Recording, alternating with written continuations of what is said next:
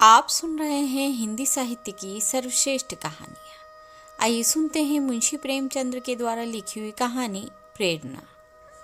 मेरी कक्षा में सूर्य प्रकाश से ज़्यादा उद्यमी कोई लड़का न था, बल्कि यूँ कहो कि अध्यापन काल के 10 वर्षों में मुझे ऐसी विषम प्रकृति के शिष्य से साबका न पड़ा था। कपट क्रीड़ा में उसकी जान बसती थी। अध्यापकों को बनाने और चिढ़ाने, उद्योगी बालकों को छेड़ने और रुलाने में उसे आनंद आता था।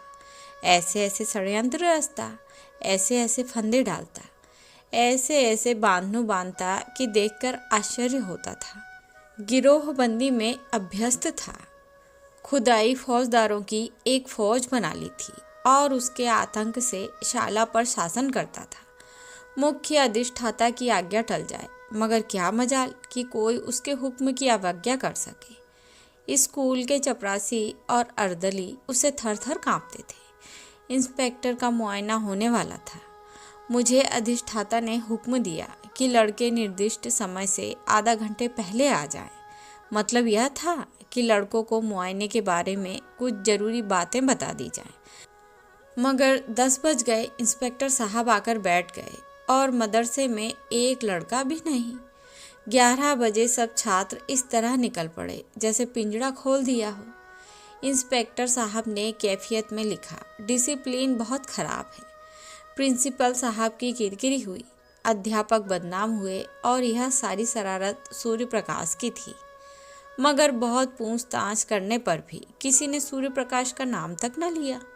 मुझे अपनी संचालन विधि पर गर्व था।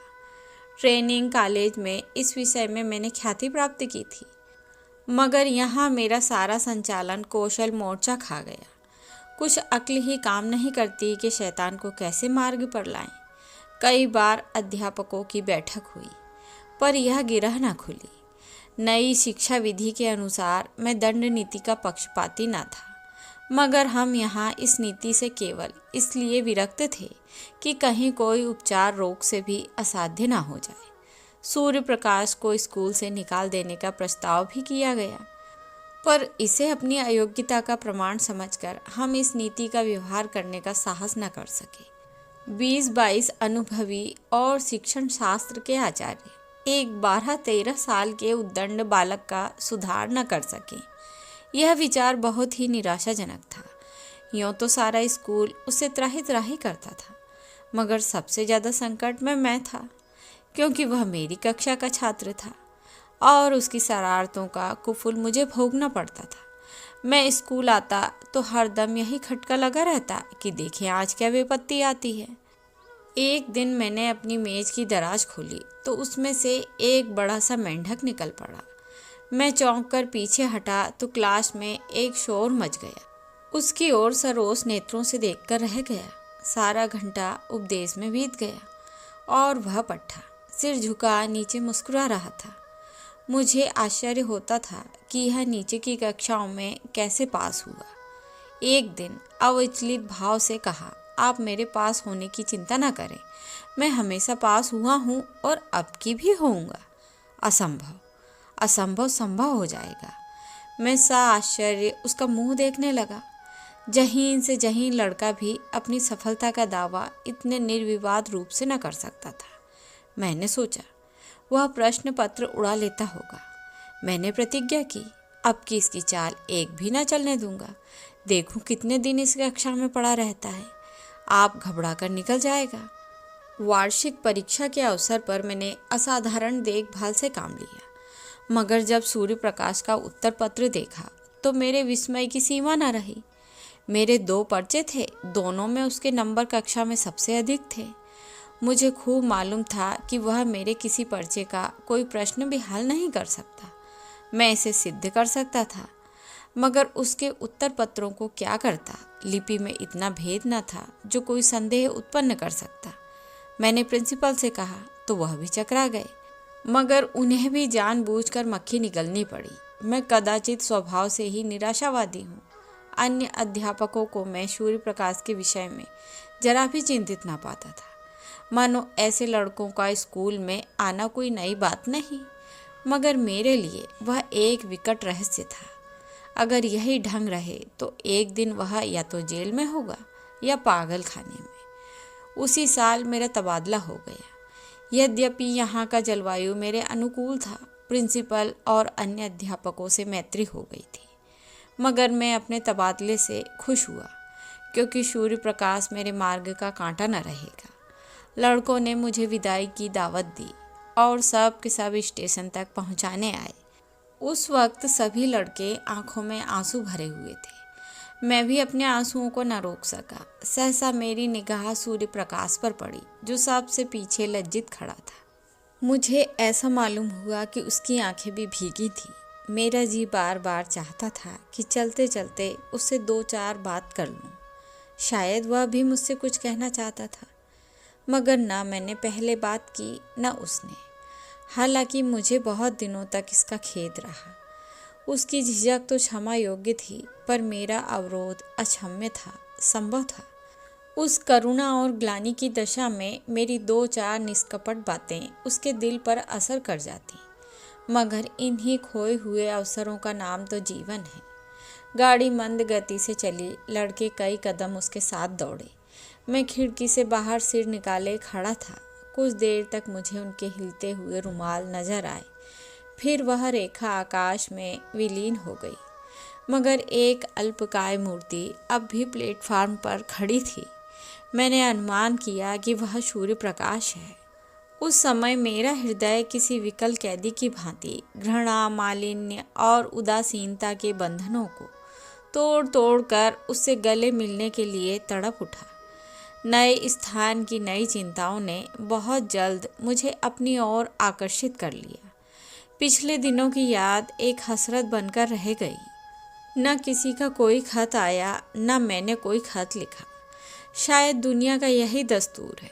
वर्षा के बाद वर्षा की हरियाली कितने दिनों तक रहती है। संयोग से मुझे इंग्लैंड में विद्याभ्यास करने का अवसर मिल गया। वहाँ 3 साल लग गए। वहाँ से लौटा तो एक कॉलेज का प्रिंसिपल बना दिया गया। यह सिद्धि मेरे लिए बिल्कुल आशातीत थी।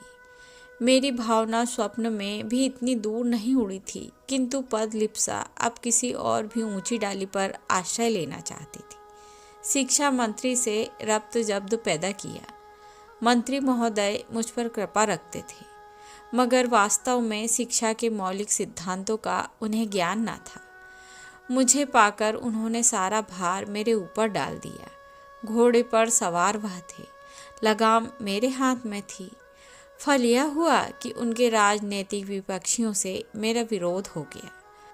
मुझ पर बेजा आक्रमण होने लगे। मैं सिद्धांत रूप से अनिवार्य शिक्षा का विरोधी हूँ। मेरा विचार है कि हर एक मनुष्य को उन विषयों में ज़्यादा स्वाधीनता होनी चाहिए जिसका उससे निज का संबंध है। मेरा विचार है कि यूरोप में अनिवार्य शिक्षा की ज़रूरत है, भारत में नहीं। भौतिकता पश्चिमी सभ्यता का मूल तत्व है। वहाँ किसी काम की प्रेरणा आर्थिक लाभ के आधार पर होती है। जिंदगी की ज़रूरतें ज़्यादा हैं, इसलिए जीवन संग्राम भी अधिक भीषण है। माता पिता भोग के दास होकर बच्चों को जल्द जल्द कुछ कमाने पर मजबूर करते हैं। इसकी जगह कि वह मद का त्याग करके 1 शिलिंग रोज की बचत कर ले, वह अपने कमसिन बच्चे को 1 शिलिंग की मजदूरी करने के लिए दबाएंगे। भारतीय जीवन में सात्विक सरलता है। हम उस वक्त तक बच्चों से मजदूरी नहीं कराते जब तक परिस्थिति हमें विवश न करते। दरिद्र से दरिद्र हिंदुस्तानी मजदूर भी शिक्षा के उपकारों का कायल है। उसके मन में यह अभिलाषा होती है कि मेरा बच्चा 4 अक्षर पढ़ जाए, इसलिए नहीं कि उसे कोई अधिकार मिलेगा, बल्कि केवल इसलिए कि विद्या मानवीय सील का श्रृंगार है। अगर यह जानकर भी वह अपने बच्चे को मदरसे नहीं भेजता, तो समझ लेना चाहिए वह मजबूर है। ऐसी दशा में उस पर कानून का प्रहार करना मेरी दृष्टि से न्याय संगत नहीं है। इसके सिवाय मेरे विचार में अभी हमारे देश में योग्य शिक्षकों का अभाव है। अर्ध शिक्षित और अल्प वेतन पाने वाले अध्यापकों से आप यह आशा नहीं कर सकते कि वह कोई ऊंचा आदर्श अपने सामने रख सके। अधिक से अधिक इतना ही होगा कि 4-5 वर्ष में बालक को अक्षर ज्ञान हो जाएगा। मैं इसे पर्वत खोदकर चूहिया निकालने के तुल्य समझता हूँ। वयस प्राप्त हो जाने पर यह मामला 1 महीने में आसानी से तय किया जा सकता है। मैं अनुभव से कह सकता हूँ कि युवा अवस्था में हम जितना ज्ञान 1 महीने में प्राप्त कर सकते हैं, उतना बाल्यावस्था में 3 साल में भी नहीं कर सकते। फिर खामख़ा बच्चों को मदरसे में कैद करने से क्या लाभ। मदरसे के बाहर रहकर स्वच्छ वायु तो मिलती है, प्राकृतिक अनुभव तो प्राप्त होते हैं। पाठशाला में बंद करके तो आप उसके मानसिक और शारीरिक दोनों विधानों की जड़ काट देते हैं।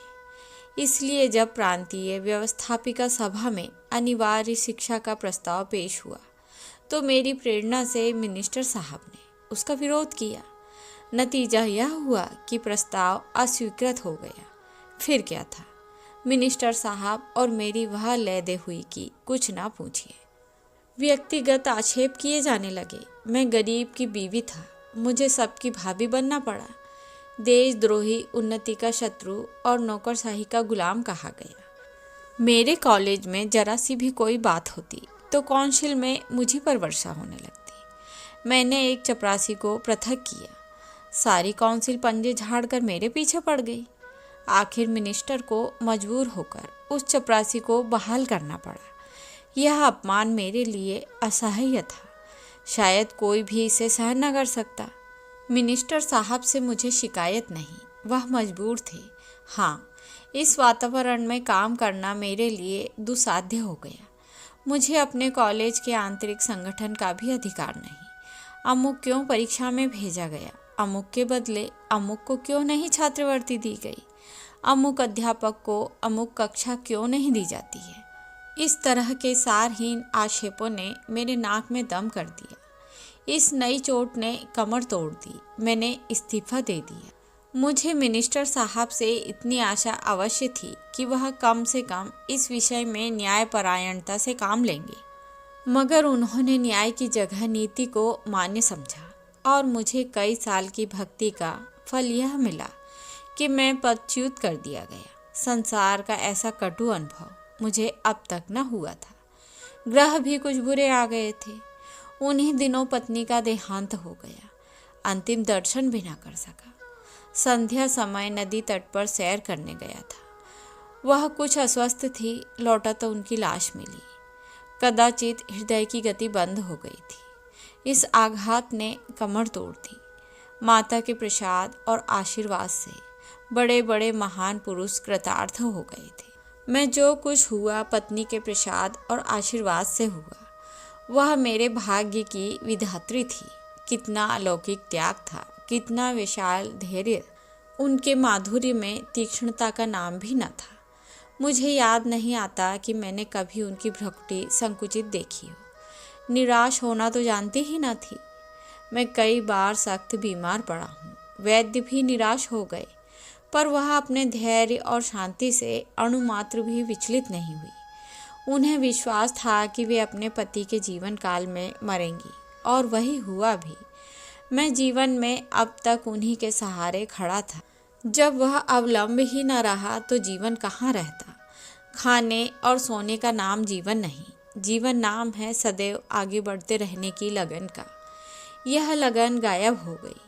मैं संसार से विरक्त हो गया और एकांतवास में जीवन के दिन व्यतीत करने का निश्चय करके एक छोटे से गांव में जा बसा। चारों तरफ ऊंचे ऊंचे टीले थे। एक और गंगा बहती थी। मैंने नदी के किनारे एक छोटा सा घर बना लिया और उसी में रहने लगा। मगर काम करना तो मानवीय स्वभाव है। बेकारी में जीवन कैसे कटता। मैंने एक छोटी सी पाठशाला खोल ली। एक वृक्ष की छांव में गांव के लड़कों को जमा कर कुछ पढ़ाया करता, और उसकी यहाँ इतनी ख्याति हुई कि आसपास के गांव के छात्र भी आने लगे। एक दिन मैं अपनी कक्षा को पढ़ा रहा था कि पाठशाला के पास एक मोटर आकर रुकी और उसमें से जिले के डिप्टी कमिश्नर उतर पड़े। मैं उस समय केवल कुर्ता और धोती पहने हुआ था। इस वेश में एक हाकिम से मिलते हुए शर्म आ रही थी। डिप्टी कमिश्नर मेरे समीप आए तो मैंने झेंपते हुए हाथ बढ़ाया, मगर वह मुझसे हाथ मिलाने के बदले मेरे पैरों की ओर झुके और उन पर सर रख लिया। मैं कुछ ऐसा सिटपिटा गया कि मेरे मुंह से एक शब्द भी ना निकला। मैं अंग्रेजी अच्छी लिखता हूँ, दर्शन शास्त्र का भी आचार्य हूँ, व्याख्यान भी अच्छे दे लेता हूँ, मगर इन गुणों में एक भी श्रद्धा के योग्य नहीं। श्रद्धा तो ज्ञानियों और साधुओं ही के अधिकार की वस्तु है। अगर मैं ब्राह्मण होता तो एक बात थी, हालांकि एक सिविलियन का किसी ब्राह्मण के पैरों पर सिर रखना भी अति चिंतनीय है। मैं अभी इसी विस्मय में पड़ा हुआ था कि डिप्टी कमिश्नर ने सिर उठाया और मेरी तरफ देखकर कहा, आपने शायद मुझे पहचाना नहीं। इतना सुनते ही मेरे स्मृति नेत्र खुल गए। बोला, आपका नाम सूर्य प्रकाश तो नहीं है? जी हाँ, मैं आपका वही अभागा शिष्य हूँ। 12-13 वर्ष हो गए। सूर्य प्रकाश ने मुस्कुराकर कहा, अध्यापक लड़कों को भूल जाते हैं, पर लड़के उन्हें हमेशा याद करते हैं। मैंने उसी विनोद भाव से कहा, तुम जैसे लड़कों को भूलना असंभव है। सूर्य प्रकाश ने विनीत स्वर से कहा, उन्हीं अपराधों को क्षमा करने के लिए सेवा में आया हूँ। मैं सदैव आपकी खबर लेता रहता था। जब आप इंग्लैंड गए तो मैंने आपके लिए कई बार बधाई का पत्र लिखा, पर उसे भेज ना सका। जब आप प्रिंसिपल हुए, मैं इंग्लैंड जाने को तैयार था। वहाँ मैं पत्रिकाओं में आपके लेख पढ़ता रहता था। जब लौटा तो मालूम हुआ कि आपने इस्तीफा दे दिया और कहीं देहात चले गए हैं। इस जिले में आए हुए मुझे 1 वर्ष से अधिक हुआ, पर इसका जरा भी अनुमान न था कि आप यहाँ एकांत में सेवन कर रहे हैं। इस उजाड़ गांव में आपका जी कैसे लगता है? इतनी ही अवस्था में आपने वानप्रस्थ ले लिया। मैं नहीं कह सकता कि सूर्य प्रकाश की उन्नति देखकर मुझे कितना आश्चर्यमय आनंद हुआ। अगर वह मेरा पुत्र होता तो भी इससे अधिक आनंद ना होता। मैं उसे अपने झोपड़े में लाया और अपनी राम कहानी कह सुनाई। सूर्य प्रकाश ने कहा, तो कहिए कि अपने एक भाई के विश्वासघात के शिकार हुए।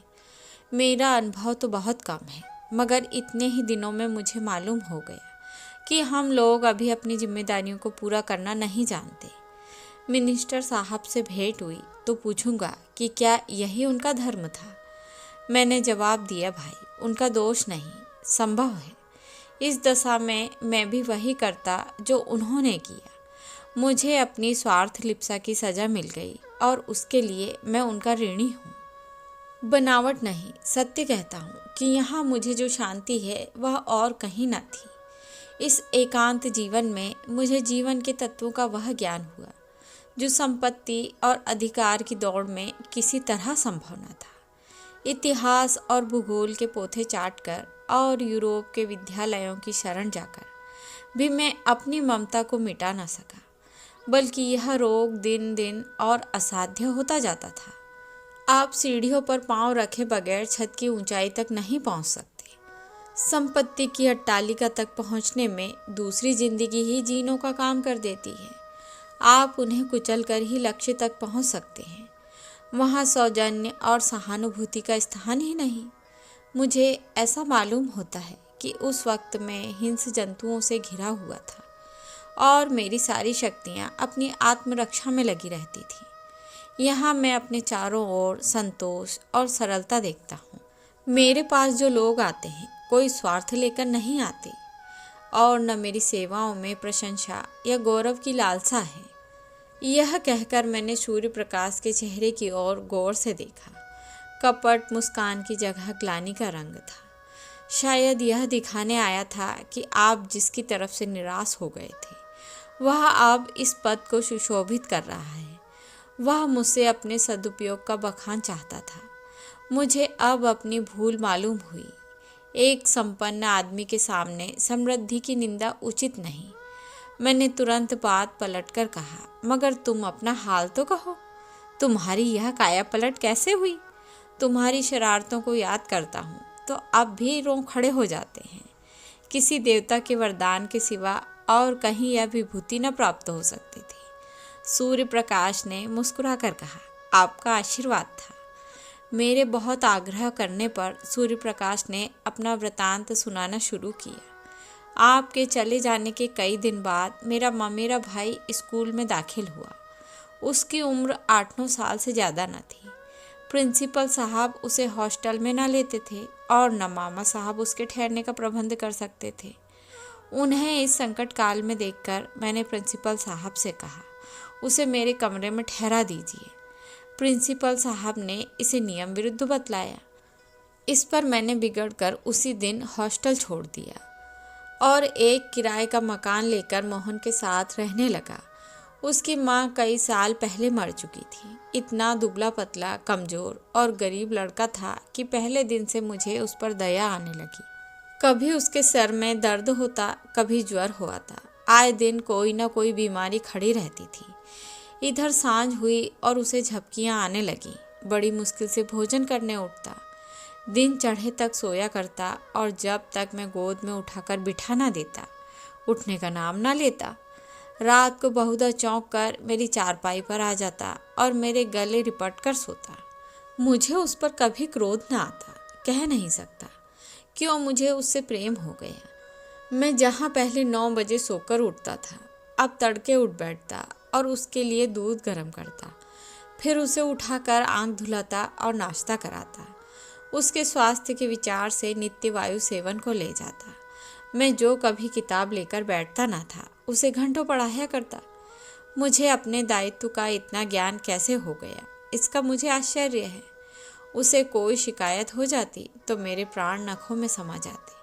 डॉक्टर के पास दौड़ता, दवा लाता और मोहन की खुशामद करके दवा पिलाता। सदैव यह चिंता लगी रहती थी कि कोई बात उसकी इच्छा के विरुद्ध न हो जाए। उस बेचारे का वहाँ मेरे सिवा कौन था। मेरे चंचल मित्रों में से उसे कोई चिढ़ाता या छेड़ता तो मेरी त्योरियां बदल जाती थी। कई लड़के मुझे बूढ़ी दादी कहकर चिढ़ाते थे, मैं हंसकर टाल देता था। मैंने उसके सामने एक भी अनुचित शब्द मुंह से नहीं निकाला। यह शंका होती थी कि कहीं मेरी देखा देखी यह भी खराब ना हो जाए। मैं उसके सामने इस तरह रहना चाहता था कि मुझे अपना आदर्श समझे और इसके लिए यह मानी हुई बात थी कि मैं अपना चरित्र सुधारूं। वह मेरा 9 बजे सोकर उठना, 12 बजे तक मटर गश्ती करना, नई नई शरारतों के मंसूबे बांधना और अध्यापकों की आंख बचाकर स्कूल से उड़ जाना, सब आप ही आप जाता रहा। स्वास्थ्य और चरित्र पालन के सिद्धांतों का मैं शत्रु था, पर अब मुझसे बढ़कर उन नियमों का रक्षक दूसरा न था। मैं ईश्वर का उपहास किया करता था, मगर अब पक्का आस्तिक हो गया था। वह बड़े सरल भाव से पूछता, परमात्मा सब जगह रहते हैं तो मेरे साथ ही रहते होंगे? इस प्रश्न का मजाक उड़ाना मेरे लिए असंभव था। मैं कहता, हाँ, परमात्मा तुम्हारे हमारे सब के पास रहते हैं और हमारी रक्षा करते हैं। यह आश्वासन पाकर उसका चेहरा आनंद से खिल उठता था। कदाचित वह परमात्मा की सतह का अनुभव करने लगता था। साल ही भर में मोहन कुछ से कुछ हो गया। मामा साहब 2 बार आए तो उसे देखकर चकित हो गए। आंखों आंसू भर कर बोले, बेटा, तुमने इसको जिला दिया, नहीं तो मैं निराश हो चुका था। इसका पुनीत फल तुम्हें ईश्वर देंगे। इसकी माँ स्वर्ग में बैठी आशीर्वाद दे रही है।